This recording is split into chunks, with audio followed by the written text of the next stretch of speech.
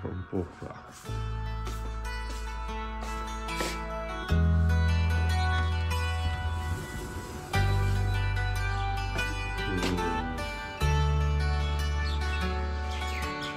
একটু পরেই আমরা রেডি হয়ে যদিও বেরিয়ে যাবো জমসমের উদ্দেশ্যে। দারুণ একটা মুহূর্ত। এরকম একটা অভূতপূর্ব সকালের মাধ্যমে পোখরা যেন আমাদেরকে ওয়েলকাম জানাতে চাইলো, কিন্তু আমার মনের মধ্যে তখন সত্যিই যেন বাজছিল on a dark desert highway cool wind in my hair. আর কল্পনায় আমি দেখতে পাচ্ছিলাম জমসমের সেই প্রাচীন শহর। জমসমের প্রাচীনত্ব তো আমরা দেখবই, কিন্তু তার চেয়েও বেশি আমার মূল উদ্দেশ্য ছিল সেখান থেকে পাওয়া যে মাউন্ট অন্নপূর্ণা রেঞ্জের শৈর্গিক ভিউ এবং তার থেকে অবশ্যই মুক্তিনাথ দর্শন।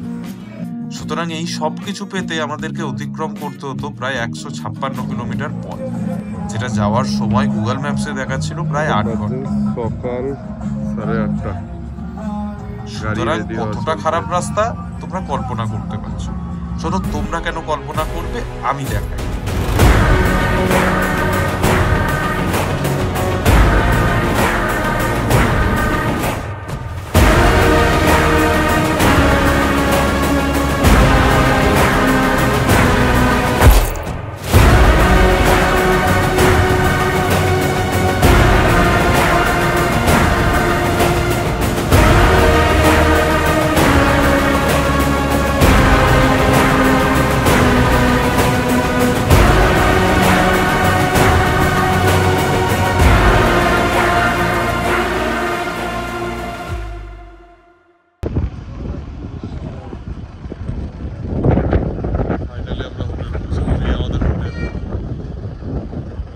পাক্কা 8 ঘন্টায় ঢুকে গেছি পোখরা থেকে।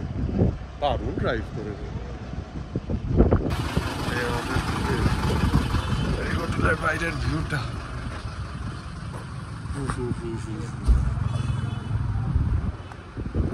মুস্ট্যাং ভ্যালিতে পা রাখা মাত্রই আমার এক্সাইটমেন্ট লেভেল চলে গেছিল একদম টপে। আর আমার ভেতরের যে ইনার কিডটা আছে তাকে আর যেন আটকে রাখতে পারলাম না। হাঁটতে হাঁটতে চলে এলাম ভিউটাকে আরেকটু লাস্ট এনজয় করে নিতে সানসেটের জন্য।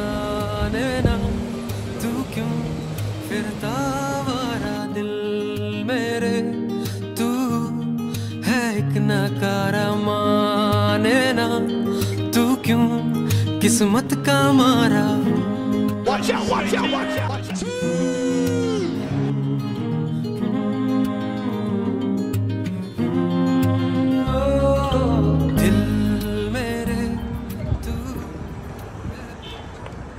এরকম একটা নৈসর্গিক সূর্যাস্তকে নিজের মতো করে উপভোগ করে নেওয়ার পরে আমি চট করে একবার ফিরে গেলাম রুমে আর ফ্রেশ হয়ে নিয়ে আবারও বেরিয়ে পড়লাম নেপালের মুস্ট্যাং ডিস্ট্রিক্টের হৃৎপিণ্ড বলা হয় যাকে, সেই জমসম নগরীতে। এবার সেখানকার সান্ধ্যকালীন মুহূর্তকে একটু এক্সপ্লোর করতে।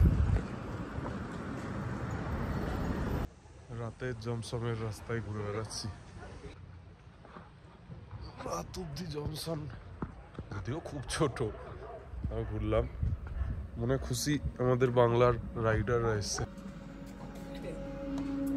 ভিডিও করছি রাতের। এবার কাল সকালে আমাদের তাড়াতাড়ি উঠতে হতো, কারণ the best part of Mustang is still left. সকাল প্রায় 6:45 ছাদে যাচ্ছি।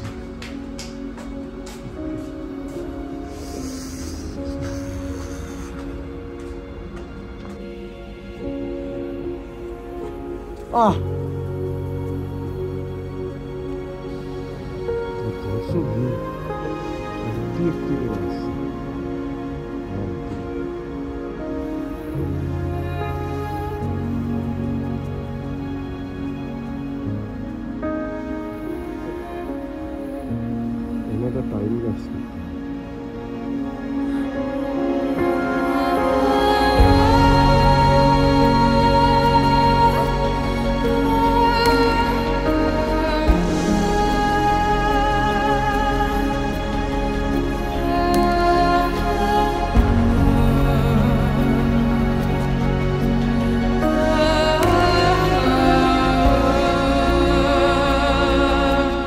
হেভি হেভি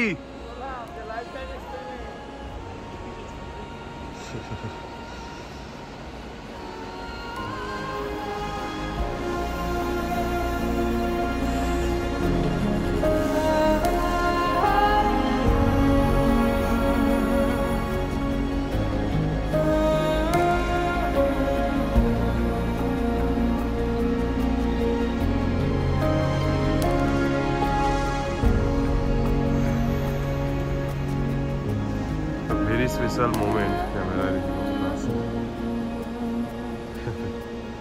জমসমে হেলিকপ্টার ল্যান্ডিং হচ্ছে, অসামান্য সুন্দর। এই যে চূড়াটা দেখা যাচ্ছে এইটি হচ্ছে ধৌলাগিরি। এই যে চূড়াটা দেখা যাচ্ছে এটা হচ্ছে নীলগিরি। সামান্য সুন্দর। তো এই পুরোটাই মাউন্ট অন্নপূর্ণা রেঞ্জ। জমসম থেকে বেরোলাম, যাওয়ার পথে রাস্তার সৌন্দর্যতা অপূর্ণ।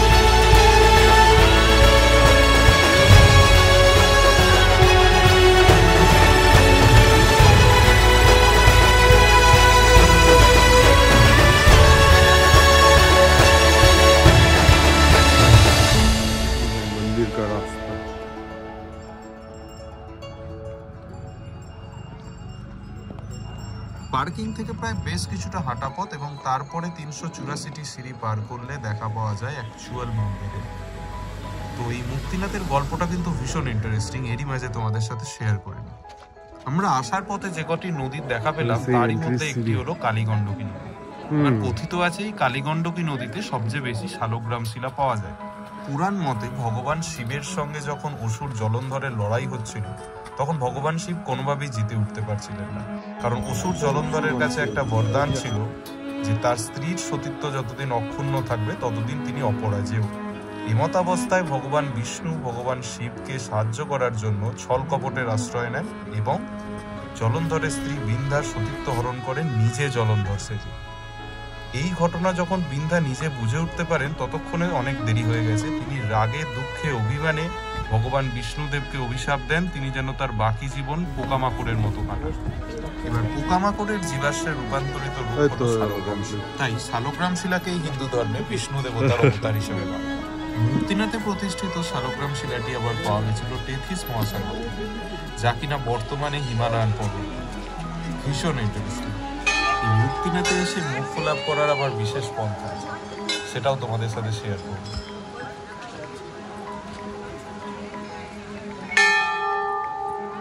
মুক্তিনাথ মন্দির, ওরে বাপ রে ভিড়।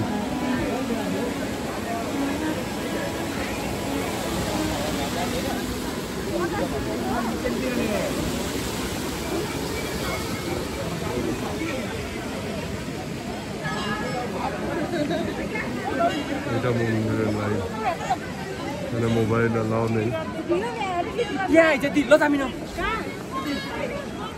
চান করার জায়গা।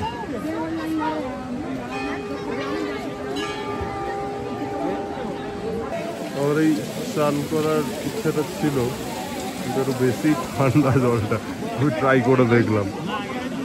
স্টিল ভাবনা চিন্তার মধ্যেই আছি। প্রচন্ড ভিড় দর্শনের জন্য।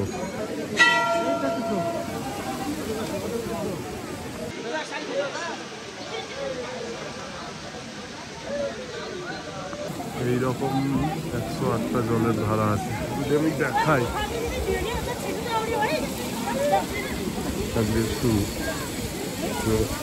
এখানকার নিয়ম হচ্ছে এই সবগুলোতে একবার করে জল দেওয়া। এইভাবে কন্টিনিউ করে নিয়ে, তো বিভিন্ন জনের বিভিন্ন আইডিয়া। কেউ বোতলে 108টা জল ভরছে, একজন তো এপিক প্লাস্টিকে ভরছিল। এনিওয়ে নেক্সট এখান থেকে এই কমপ্লিশন করে নিয়ে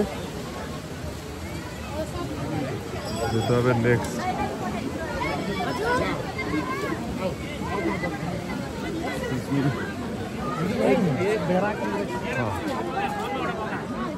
তো এইখানে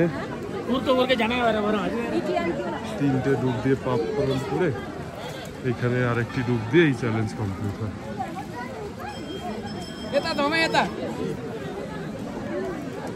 তবে গিয়ে পাপ পুণ্যের ঘোড়া পূর্ণ হতো। তো আমার তো এবারে কমপ্লিট হলো না, নেক্সট টাইম ট্রাই করবো। ओम देवा देवा ओम देवा देवा नमः नमः नमः। হ্যাঁ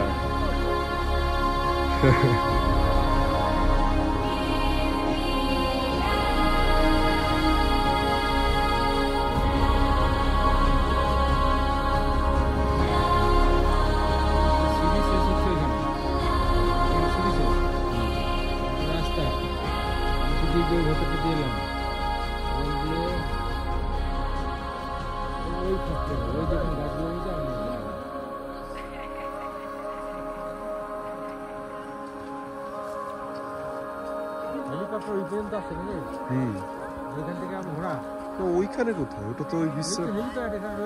হ্যাঁ, তা ও অত উপরে কেন যাবে?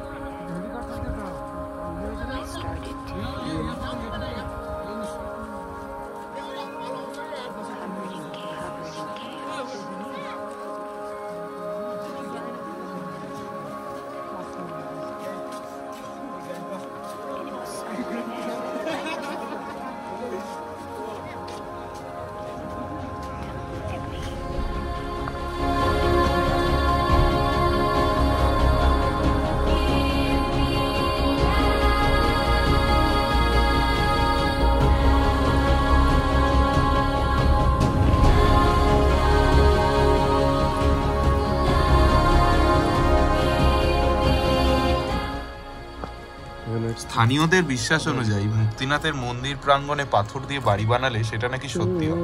তাই আমিও লেগে পড়লাম বাড়ি বানানোর কাজে।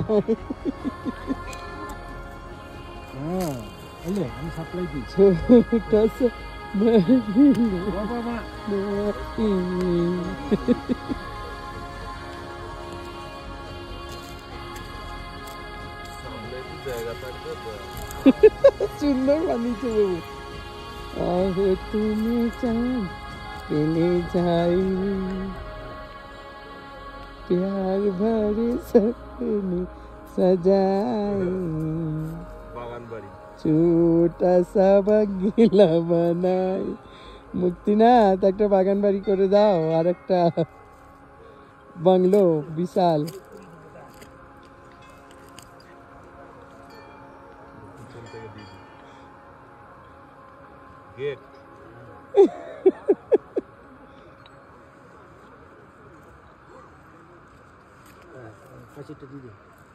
পাঁচিলটা হয়ে গেছে। হ্যাঁ, সুন্দর আমাদের একটা গেট। ব্যাস, চলো মুক্তিনাথ দর্শন কমপ্লিট। আমরা ফিরে যাচ্ছি এবার আমাদের বাসের দিকে, সবার আগে, বাকিরা পিছনে আছে। যাই হোক, গিয়ে ওয়েট করি আর কি। কারাকোরাম রেঞ্জ, লাদাখ, হিমাচল, উলুরি পার্ট। অদ্ভুত একটা পিস আছে।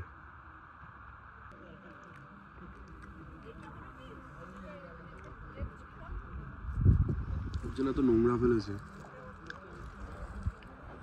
আমি আমার নোংরা সব ক্যালি করে সবসময় ডাস্টবিনেই ফেলছি, কেন যে এই বেসিক জিনিসগুলো লোকেরা করে না, জানি না কি করা যাবে। কোনো একদিন পৃথিবী সুস্থ হবে, স্বাভাবিক হবে, লোকজন শিখবে, এক্সপেকটেশন। খারাপ লাগে ইয়ার, এত ভালো জায়গা এইভাবে নষ্ট করছে না। নিজের ওয়েস্টেজ নিজে ক্যারি করে কোনো ডাস্টবিন, হোটেলে তো যাবি, কি অসুবিধা আছে? পুরো এরিয়াটা এত সুন্দর একটা জায়গা, যখন ভাবে নোংরা করেছে। মুক্তিনাথ দর্শনের শেষে আমরা ফের চললাম পোখরার উদ্দেশ্যে। এবার জমসম হয়ে পোখরা সেই একই পুরনো রাস্তা। তাই দেখা হচ্ছে পরের ভিডিওতে পোখরা থেকে। অসংখ্য ধন্যবাদ আমার এই গল্পে আমার সাথে জুড়ে থাকার জন্য। কমেন্ট করে জানিও কেমন লাগছে তোমার।